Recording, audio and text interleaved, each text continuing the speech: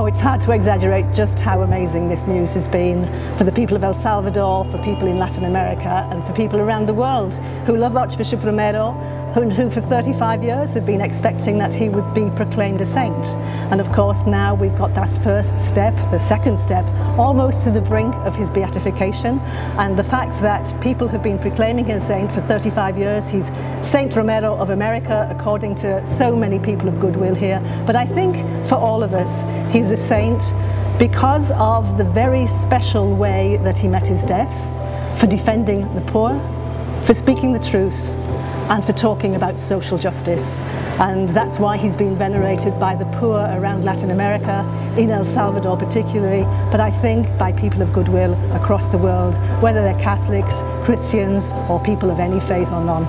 And of course, Archbishop Romero was the clarion call for justice, for the rights of the poor, and particularly the peasant farmers, the people who had organised in the countryside to try and fight for better standards of living, for better wages.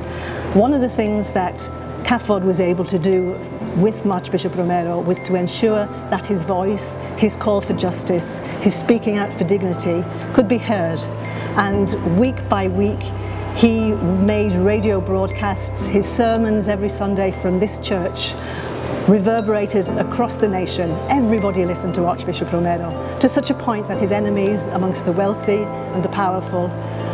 on several occasions dynamited his radio station, and on every occasion CAFOD was able to be there to lend a helping hand to rebuild that, to make sure that his voice was heard. We worked with his Office of Social Communications, we worked with his Social Secretariat, which reached out to the thousands and thousands of displaced people, refugees, people running and fleeing from terror, from war, from persecution and from army massacres. And so for me, 35 years after his death, this is just an extraordinary day, and I think it will be for so many people who work in support of CAFOD, who are committed to the kind of church, that way of being church that Archbishop Romero represented, to be that voice for the poor, to defend the poor, to speak the truth and to talk justice.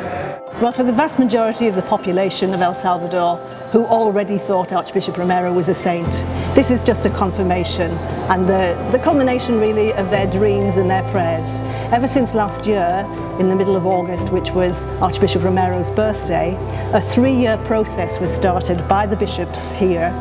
for every Catholic, after every Mass, to say a prayer for the beatification and the canonization of Archbishop Romero. We can see that in just a period of 5-6 months, this is already moving forward. So I think it is just a huge encouragement for people who have always been on the margins of society, people who've been poor, people who have seen their human rights trampled underfoot, to see that this man who defended them, who spoke the truth on their behalf, has been recognized as a saint of the Universal Church.